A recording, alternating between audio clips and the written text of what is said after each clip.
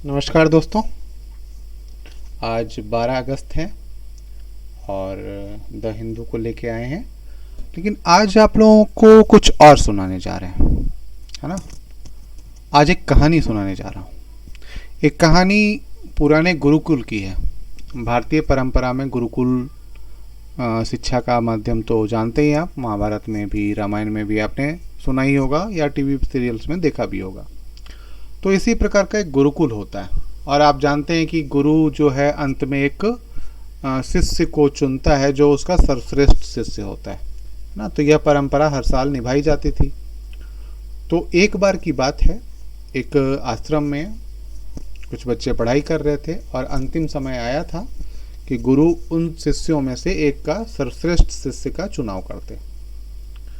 तो गुरु ने परीक्षा लेनी चाहिए और गुरु ने कहा कि आज तुम लोगों को एक लास्ट टास्क दे रहा हूँ या लास्ट कार्य दे रहा हूँ, अंतिम कार्य दे रहा हूँ जिसे आपको पूरा करना है।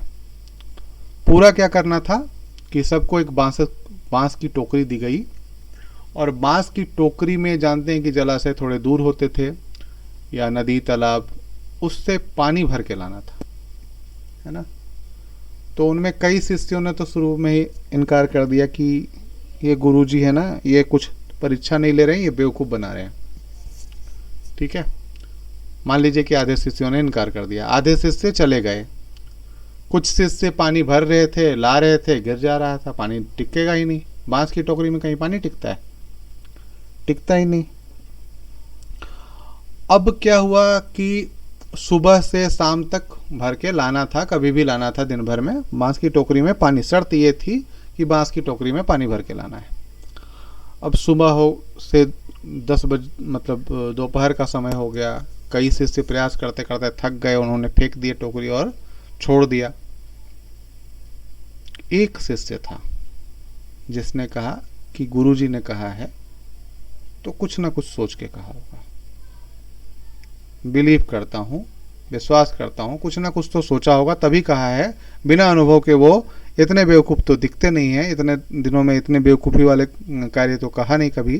तो नहीं, मैं विश्वास करूँगा और इस कार्य को करूँगा। और वह शाम तक उसमें कोशिश करता रहा। कभी 10 मीटर या 5 मीटर, 20 मीटर, इस तरीके से प्रयास करता रहा। आधी दूरी तक ले आया, थोड़ी और दूरी तक ले आया।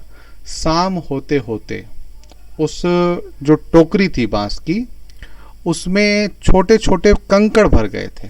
उसके जो छिद्र थे उनमें कंकड़ भर गए थे। बार बार पानी उठा रहा था तो कंकड़ भर गए थे। और बांस जो है वो सूखा हुआ बांस था, वो फूल के चिपक गया था और अब उसमें आसानी से पानी ले जाया जा सकता था। तो वह शिष्य जो है वो शाम तक ऐसा प्रयास करता रहा और शाम को पानी लेके वो आ गया। तो इस कहानी से आपको क्या शिक्षा मिली ये आप कमेंट सेक्शन में बताइए, ठीक है। और इसके बाद हम शुरू करते हैं आज का अखबार। आज 12 अगस्त है 2022 और जो पहली न्यूज़ है, India slams China for a blocking move against जमायत जैसे मोहम्मद, है ना। उसके डिप्टी चीफ है राउफ असगर, उसके लिए। तो यहाँ पे यूएन सिक्योरिटी काउंसिल में इंडिया और अमेरिका द्वारा इसके खिलाफ या इसके बैन करने पे वो लाया था और चीन ने वीटो कर दिया था, है ना। और इसी पे जो है इंडिया ने खरी खोटी सुनाई है। तो चीन एक तरफ तो कहता है हम आतंकवाद के विरुद्ध हैं और दूसरी तरफ ये कहता है, वो आतंकवादी जिस पे बैन लगाया जाता है उसका विरोध भी करता है या वीटो यूज कर देता है ना। तो इसी पे ये है, तो आप इसे पढ़िए। और इसके बाद है 4 drown 17 missing after boat capsize in UP, है ना। At least 4 people including 2 women and a child, their lives in several were missing, है ना। तो ये बांदा डिस्ट्रिक्ट में एक घटना घटी है और उसमें मतलब नाव डूबी है या इस तरीके की बातें हुई हैं। और उस ये समझिए कि इस तरीके की घटनाएं लगातार होती हैं। तो क्या कारण है ना, ठीक है। तो इस तरीके से क्या कारण है इनको आपको देखना है। और यहाँ पे एनडीआरएफ की टीम आई है, एसडीआरएफ की टीम भी आएगी। तो यदि आप यहाँ के डीएम हैं और इस तरीके की आपदा आती है, तब आपके पास क्या क्या उपाय हैं, इसे शॉर्ट में लिखिए।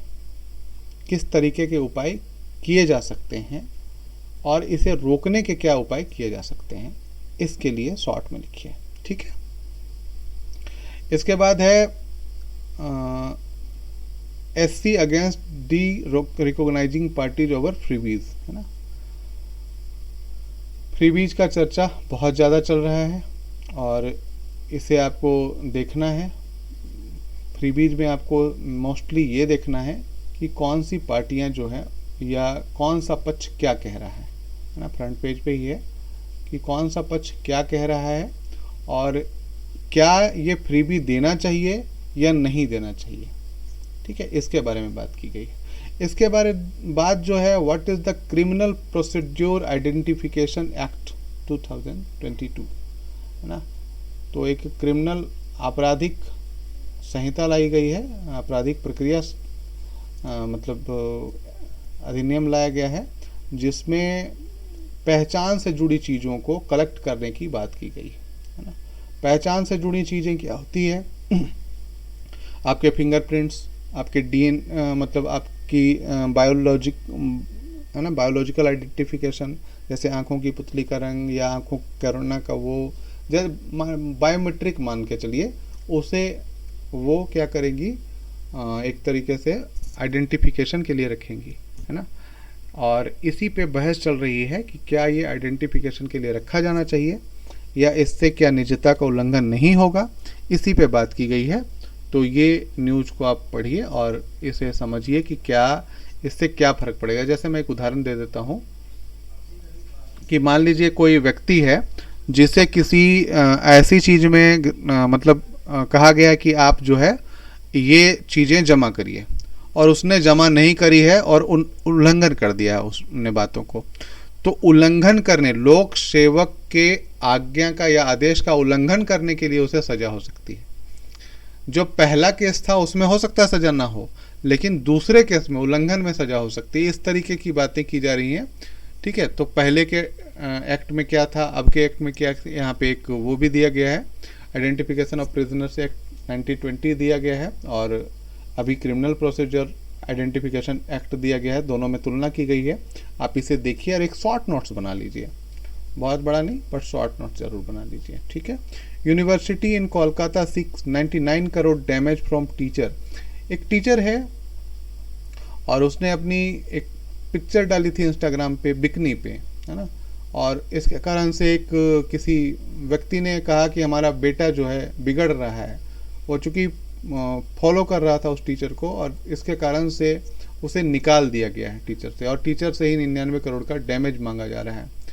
तो ये एक तरीके से गलत मतलब प्रचार है या गलत प्रोसीड्यूर है, क्योंकि किसी भी व्यक्ति का निजी जीवन भी होता है। कोई टीचर है तो उसका वो सार्वजनिक जीवन नहीं है। अपने निजी जीवन को, हाँ ये ठीक है कि थोड़ा सुरक्षित रखना चाहिए या पहुंच के बाहर रखना चाहिए, लेकिन कोई स्टॉक करेगा, कोई पीछा करेगा तो कोई भी क्या कर सकता है ना। तो इस प्रकार की चीज़ें रखनी चाहिए। खैर, ये आगे मामला तो जाएगा ही और इस पर बहुत बहस भी शुरू होगी, है ना। तो इसे आप देखिए और थोड़ा सोचिए कि क्या कोई अपनी व्यक्तिगत फ़ोटो यदि इंस्टाग्राम पे डालता है और कोई इसको स्टॉक करता है, तो टीचर हो या किसी भी अन्य पेशे से जुड़ा हुआ हो, आप उसके व्यावसायिक पक्ष से जाके क्यों ऐसा कर सकते हैं, है ना। कोई भी व्यक्ति मनुष्य है, ऐसा नहीं है कि वो मनुष्य नहीं है, वो उसका हक है अपने हिसाब से जीने का, अपने हिसाब से करने का। पर ये जो चीज़ें हुई हैं ये मेरे हिसाब से अच्छी नहीं है और इस तरीके की चीज़ें नहीं होनी चाहिए। Dozens in China infected with Langya virus found in श्रीज, है ना। तो बहुत सारे जो लोग हैं, दर्जनों लोग हैं, वो लेंगिया वायरस से प्रभावित हुए हैं।